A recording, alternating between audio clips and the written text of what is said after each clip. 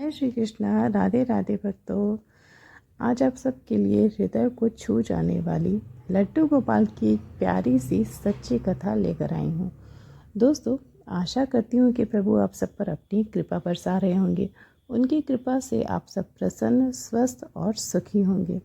ऐसे ही प्रभु आप सब पर अपनी असीम कृपा बरसाते रहें। आप सबकी सारी मनोकामनाएं यूं ही पूरी होती रहें। दोस्तों, ये सत्य घटना है आरती जी की। आरती जी जो कि काफ़ी वर्षों से लड्डू गोपाल की सेवा कर रही हैं। उनका पूरा परिवार बाल गोपाल की सेवा में उनका सहयोग करता है और वो जैसे अपने बालक की सेवा करती हैं, अपने बच्चों का लालन पालन करती हैं, ठीक उसी तरह से वात्सल्य भाव से लड्डू गोपाल की भी काफ़ी वर्षों से सेवा करती हैं। लेकिन भक्तों, गलती तो हम सबसे होती है। आरती जी से ही भक्ति में कुछ ऐसी ही गलती हुई जिसका उन्हें बहुत पछतावा हुआ और उनकी गलती की वजह से उनके नन्हे लड्डू बाल गोपाल को बहुत पीड़ा सहन करनी पड़ी। तो चलिए जानते हैं कि आरती जी से ऐसी कौन सी गलती हुई थी जिससे उनके लड्डू गोपाल को बहुत कष्ट हुआ। आरती जी बताती हैं कि उनके पास लड्डू गोपाल का बाल गोपाल का 2 विग्रह है। एक विग्रह, पहला विग्रह जो कि बहुत छोटा सा है, बहुत ही नन्हा सा विग्रह है, और दूसरा जिसकी सेवा वो करीब 17-18 वर्ष से कर रही हैं, और दूसरा विग्रह जो कि थोड़ा बड़ा विग्रह है, उसकी सेवा वो अभी 6 महीने साल भर से कर रही हैं। आरती जी बताती हैं कि जो उनके पुराने लड्डू गोपाल हैं वो मतलब जागृत हैं और उन्होंने आरती जी के साथ काफ़ी सारी लीलाएं की हैं। लेकिन उनके मन में इच्छा थी कि वो लड्डू गोपाल का बड़ा विग्रह भी अपने घर ले आएँ। इसलिए उन्होंने एक बड़ा विग्रह भी अपने घर लाकर उसकी प्राण प्रतिष्ठा की और सेवा शुरू की। आरती जी बताती हैं कि हाल में ही जब बहुत ठंड पड़ रही थी और हम सब अपने घरों में ठंड की वजह से ठिठुरे हुए थे, बहुत दिनों के बाद, काफ़ी दिनों के बाद धूप निकली और धूप काफ़ी अच्छी थी। इतनी अच्छी धूप निकलने पर सबकी इच्छा हुई कि धूप में जाकर बैठें और अपनी ठंड दूर करें। सबने अपने घर में कपड़े धोएं और जो भी चीज़ें बहुत दिनों से धूप में नहीं थी उन सबको धूप दिखाया। आरती जी बताती हैं कि मेरे मन में एक इच्छा हुई कि मैं दोनों बाल गोपाल को धूप में ले जाकर थोड़ी देर बैठा दूं। हमारी तरह उन्हें भी ठंड लग रही होगी, हमारी तरह उन्हें भी ठिठुरन हो रही होगी, लेकिन वो हमसे कह नहीं सकते। ये भाव आरती जी के मन में आया। आरती जी बताती हैं कि सुबह के 10 बज रहे होंगे और अभी तुरंत तुरंत धूप खिली थी, बहुत ही अच्छी धूप निकली थी। इसलिए उन्होंने अपनी बेटी से बोला कि मैं बड़े बाल गोपाल को स्नान कराकर वस्त्र पहनाकर धूप में ले जा रही हूँ और तुम छोटे छोटे लड्डू गोपाल को तैयार करके उन्हें स्नान करा के और अच्छे वस्त्र, साफ सुथरे वस्त्र पहनाकर मेरे पीछे, यानी कि मेरे आने के थोड़ी देर बाद तुम छत पे उनको लेते आना। वो बड़े लड्डू को गोपाल को छत पे ले जाकर अपने साथ ही चटाई बिछाकर वहाँ पर बैठा देती हैं, विराजमान करा देती हैं, और उनका जो भी भोग था वो वहीं पे ले जाकर रख देती हैं। लेकिन उनकी जो बेटी रहती है वो अपनी स्कूल का काम करने में व्यस्त हो जाती है और वो छोटे लड्डू गोपाल को धूप में ले जाना भूल जाती है।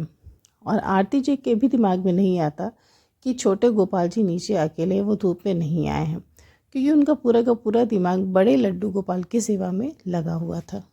आरती जी बताती हैं कि उस समय उनके घर पे सिर्फ वो और उनकी छोटी बेटी ही थी। बाकी सभी, उनके पति ऑफिस गए हुए थे, उनका बेटा स्कूल गया था और उनकी सासू माँ अपनी बहन के घर गई हुई थी जो कि शाम को आने वाली थी। इसलिए घर पर वो दोनों माँ बेटी ही थी।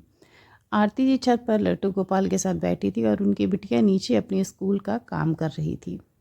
उनकी बिटिया पिंकी के दिमाग से उतर जाता है कि लड्डू गोपाल को छत पर ले जाना है और आरती जी भी इस बात को भूल जाती हैं। वो छत पर बैठकर धूप लेती रहती हैं। काफ़ी समय बीत जाता है, 1-1.5 घंटे बीत जाते हैं। तभी उनकी बिटिया उन्हें खाना खाने के लिए नीचे बुलाती है। अब इन दोनों माँ बेटी के दिमाग में छोटे बाल गोपाल का ख्याल आता ही नहीं है। वो नीचे अपनी बेटी को खाना खिलाने चली जाती हैं, उसे खाना खिलाती हैं। खाना खिलाने के बाद वो स्वयं भी खाना खाती हैं। आरती जी सोचती हैं कि मैं जल्दी से खाना खाकर छत पर बाल गोपाल के पास चली जाऊं और थोड़ी देर के बाद धूप सेकने के बाद उन्हें नीचे लेते आऊँगी। लेकिन संजोग तो दोस्तों कुछ और ही था। जैसे वो अपनी बिटिया को खाना खिलाकर उठती हैं, तुरंत उनके मोबाइल पर एक फ़ोन आता है। वो फ़ोन रिसीव करती हैं और फ़ोन पर उन्हें कोई बताता है कि उनकी सासू माँ को चोट लग गई है। वो सड़क पर ऑटो के लिए खड़ी थी, तभी पास से आ रही एक ऑटो ने उन्हें ठोकर मार दी और वो गिर गईं।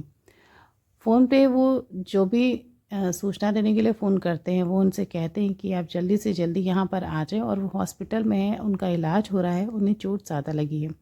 आरती जी फ़ोन पर बहुत ज़्यादा घबरा जाती हैं और उसी स्थिति में हाथ धुलकर तुरंत वो घर से निकल जाती हैं अपनी सासू माँ को देखने के लिए। घर पे इधर उनकी बिटिया अकेले रहती है और छत पर लड्डू गोपाल अकेले पड़े रहते हैं। दोनों ही बाल गोपाल का ख्याल ना आरती जी को आता और ना ही उनकी बिटिया पिंकी को आता है। आरती जी जल्दी से ऑटो करके अपनी सास के पास पहुंचती हैं तो वहां देखती हैं कि उनकी सास के पैर में फ्रैक्चर हो गया है और उन्हें प्लास्टर लगाया हुआ है। डॉक्टर उन्हें एक दिन हॉस्पिटल में ही रहने के लिए बोल देता है और आरती जी बुरी तरह फंस जाती हैं।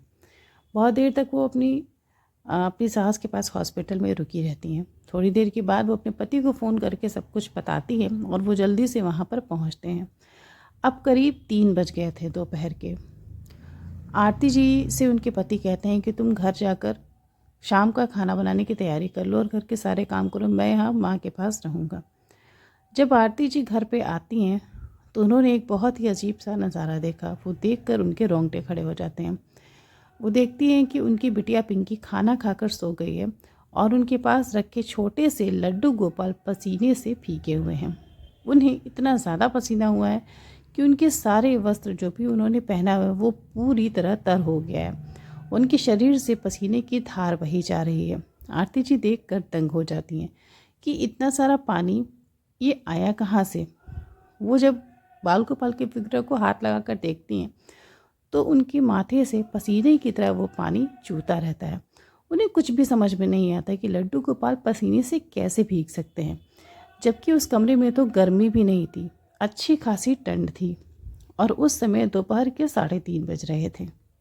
3:30 बजे ही वो दोनों लालाओं को, दोनों बाल गोपाल को शाम का नाश्ता का भोग लगाती हैं। तभी उन्हें याद आता है कि मुझे शाम का भोग लगाना है, लेकिन बड़े बाल गोपाल कहाँ हैं। अब उनका ध्यान जाता है कि बड़े लड्डू गोपाल कहाँ हैं। तब उन्हें याद आता है कि उन्हें तो उन्होंने छत पे ही छोड़ा है। वो दौड़ कर जाती हैं छत पर, देखती हैं तो उनके लड्डू गोपाल धूप में पूरी तरह से तपते रहते हैं। जल्दी से बाल गोपाल को अपनी गोद में उठाती हैं और उनका पूरा शरीर गर्मी से, तपन से जलता रहता है।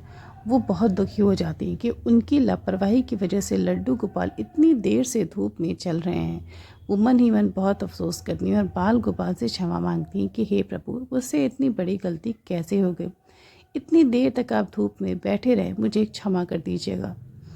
आरती को अपने किए पर बहुत पछतावा होता है और वो अपने आप को बहुत कोसती कि इतनी बड़ी गलती मुझसे कैसे हो सकती है। इसीलिए नीचे छोटे लड्डू गोपाल को पसीना आ रहा था। वो तुरंत बड़े लड्डू गोपाल को नीचे ले जाकर शीतल जल पिलाती हैं और अपनी गोद में उन्हें प्यार से सहलाकर लोरी गाकर सुलाती हैं। वो दोनों बाल गोपाल को शाम का भोग लगाती हैं और अपने काम में लग जाती हैं। दोस्तों, आरती जी दिन भर के अपने कामों में और ऊंच नीच में इतनी ज़्यादा व्यस्त हो जाती हैं कि वो अपने लड्डू गोपाल को भी भूल जाती हैं। हर भक्त से ऐसी गलती होती है, लेकिन हमें सेवा करते समय, भक्ति करते समय इस बात का ज़रूर ध्यान देना चाहिए कि भगवान हमारे भोग की प्रतीक्षा करते हैं, भगवान हमारी सेवा की प्रतीक्षा करते हैं। भगवान को हमसे ज़्यादा पता है हमारे बारे में, हमारे सेवा के बारे में, कि हम किस भाव से उनकी सेवा कर रहे हैं, उन्हें किस भाव से हमसे सेवा लेनी है।